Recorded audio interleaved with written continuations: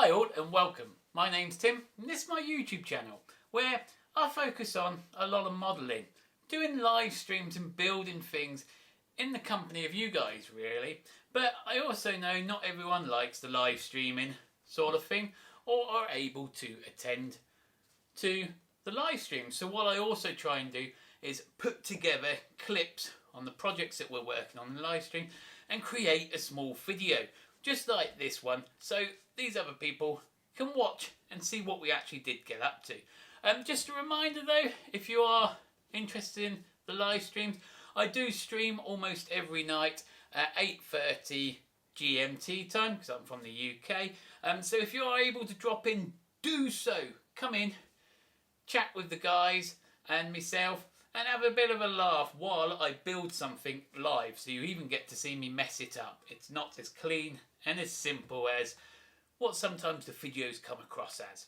But anyway, we are still working on the O-scale small space project where I am building a 2.5 foot by 8 foot continuous run O-scale layout. Well, I say O-scale, it's 7mm scale, but we're using narrow gauge and it's American theme based, so you know, going for the old dirty coal mine. And this project though is working on this really cool looking bridge, well I think it's a cool looking bridge anyway, made out of coffee stirrers, matchsticks and a bit of balsa wood. So less of me yapping here, let's get on with the video, shall we?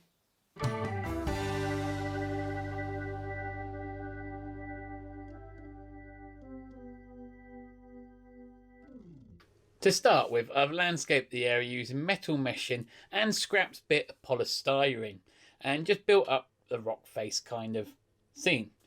I've then gone and got some plaster cloth. This has been sat in my drawer for some time, so I'm going to be reusing it. Now this does make the layout a bit heavier and maybe not necessarily so needed, but I've added it this time and it's quite easy to use. We just dunk it in some water and place it over the metal meshing or the polystyrene, just like so. Then we end up covering the whole area, and as you can see just underneath the track I've used some balsa wood as in the first line of supports for the bridge, so then the bents will come up just like this, using a little bit more balsa wood here, and these are going to be the main legs of the bents. And I get myself my leveler just to make sure the track's all straight, and then glue these sections into the bits of balsa wood underneath the railway and add in the bent support at the top there. Once that's done, I get the matchsticks. Now these are large matchsticks that I'm using from Amazon, extra large. And we create what we call the, I think it's a crib sort of defence down at the bottom of the bents here. Once we've stuck them all together and we've built it up using Gorilla Wood Glue, it becomes something like this. And I fill it up with some dirt and some small stones and whatnot. And then we move on to add in the side supports for the bents, which are the coffee stirrers. Now these just get slapped up along the side, one above each other, trimmed down to sides, and they create a nice looking bridge. Now I did get this idea of the bridge from this particular photo out of one of the American narrow gauge books, and I really liked it, so that's what I've incorporated here. Once the bridge bents were built, I got some watered down brown ink and just sprayed each part of wood. Then got myself like a really sandy colour paint and using a makeup brush for dry brushing. These things are cheaply picked up from Poundland, little packets and that. I found them quite useful for dry brushing. Just going over the bridge to bring out some highlights. And then to finish it off, I then brought the brown ink back, gave it a good spray. That became a little bit darker, so I did come back again and do some dry brushing with a silvery grey, which also sort of like brings in the kind of like old wood silvery texture that you'll find on some wood that's been left out in the weather for a long time. And it's created a really nice look. And as you can see here, now that the bridge is all painted, it looks really nice. I did pull in some extra supports just along the side there, and I've used a modeller's license here because, as you can see, in between each bent there's quite a large gap, and in real life that possibly wouldn't support a locomotive, let alone a whole train, but it supports the model railway I'm building, and I've left the gap purely because I want to see between the bents little scenes that I'm going to make later in the future. Now we move on to painting, and I'll spray the rocks with the brown ink again because this is going to get into all the crevices and create the dark, damp areas. Move on to a different technique. I've not used this before, so it was experimental for myself. And what we do is we wetten the plaster rocks. I carved all these rocks by hand. They're not moulded or anything like that out of plaster Paris. So yeah. And what you do, you wet the rocks to make the plaster Paris really, really damp.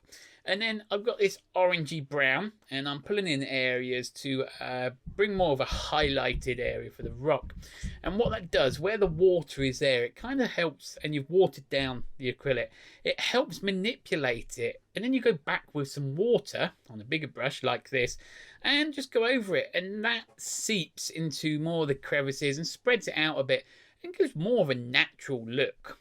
It's randomly placed because there is no strategicness in this because, you know, nature isn't strategic. It just happens.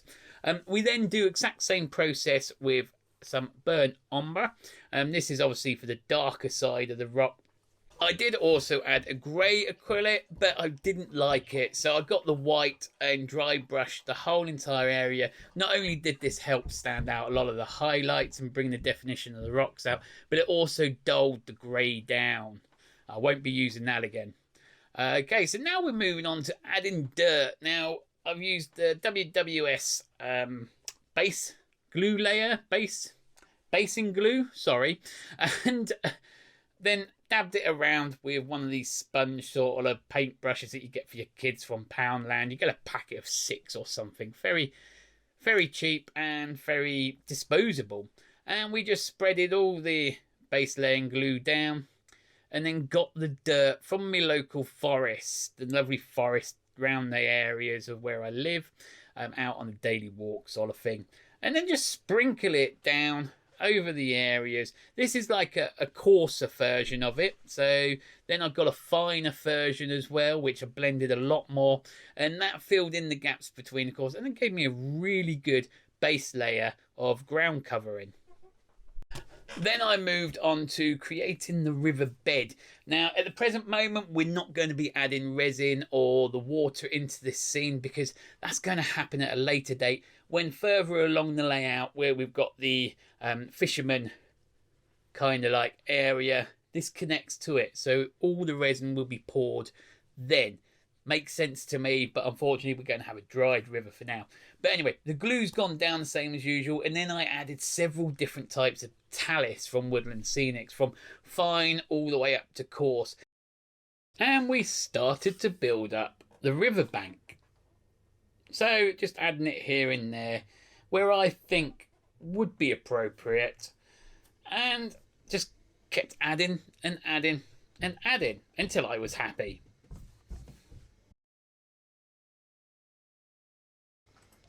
We spray the whole area with IPA and then use scenic glue. Now I use the usual scenic glue, which is Mod Podge 1 part and 3 parts water with a couple of dash of washing up liquid, and that will then hold all of the mud, talus and the riverbed all in place, but we've got to let that dry for a while.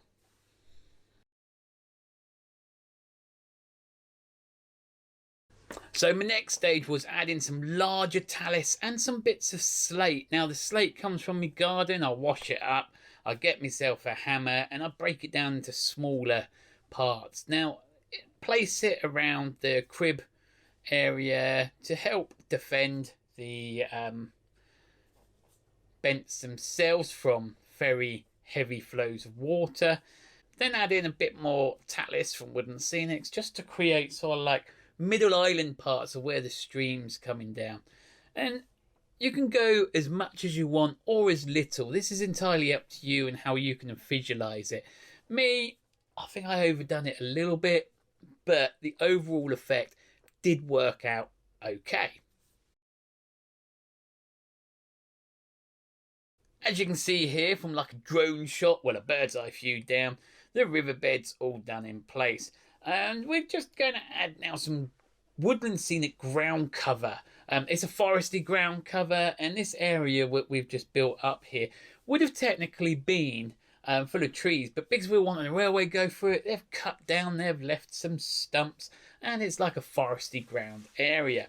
So what I'm doing here, just to mix up the colour a little bit, to try and draw away from complete brown and dirtiness, is adding some glue down to pull in a small amount of static grass. I'm using some 4mm WWS stuff, and it's kind of like a dried grass, I think it was. I can't remember exactly which one it was. But then we got some polyfiber woodland scenes. I can't remember exactly what this stuff is, but it's sat in my drawer for a very long time. Tethered it apart, and then we hang it over the edge of the cliff here. So slap a bit of glue on, hang it over the cliff, stick it down, and then cover it with some dirt. I sprayed me brown ink again. Obviously, that's just to dull it down so it's not vibrant green. So I'm happy with this end result here. As you can see, we've got the tree stumps, the ground cover, the dried up riverbed that will add water at some point, and a bit of an ash pit, future scene coming on over at the top there. But all in all, a fantastic little build we've done here. Okay guys, thank you so much for watching the video. I really do appreciate your time. So please, if you're new here, hit that subscribe button and that little bell to be notified for upcoming videos. If you want to join in with the live streams, just come and go when you want. That's cool.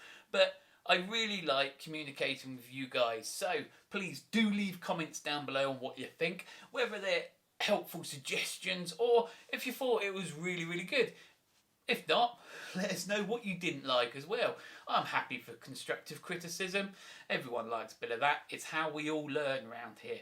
But anyway, guys, thank you so much. Also, a massive thank you to all my channel members. You guys go that little bit extra and help a lot here, and it goes a long, long way to creating more models to build for future content. So your names are popped up at the end here. And everyone else, you're just as amazing because you come back, watch the stuff, and you enjoy what you do. What I'm doing. Sorry. So until next time, take care, and hopefully see you in another video. Bye!